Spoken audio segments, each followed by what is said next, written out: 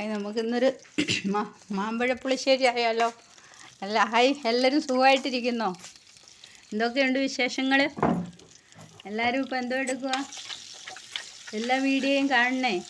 ഇന്ന് നമുക്കൊരു മാമ്പഴപ്പുളിശ്ശേരി ഉണ്ടാക്കാൻ ഞാൻ 10 ചെറിയ പഴുത്ത മാങ്ങ എടുത്തത്.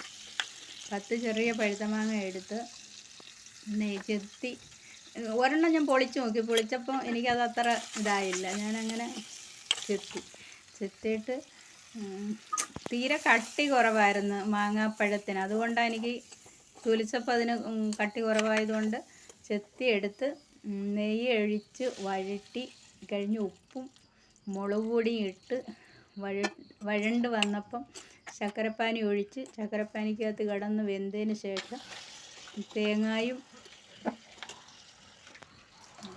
ഒരു 10 നണി വെളുത്തുള്ളി ജീരകവും കൂടെ അരച്ച് ഒഴിച്ച് അത് തേങ്ങ വെന്ത് കഴിഞ്ഞപ്പോൾ 1 കപ്പ് തൈര് ഒഴിച്ച് തൈര് ചൂടാവാൻ കൊടുത്തില്ല. അങ്ങനെ ഇറക്കി വെച്ചിട്ട് കടുക് താളിച്ചൊഴിച്ച് നല്ല ടേസ്റ്റിയായി. എല്ലാവരും ട്രൈ ചെയ്ത് നോക്കണം, എന്നിട്ട് ഫീഡ്ബാക്ക് അറിയിക്കണം. നല്ല ടേസ്റ്റാണ്.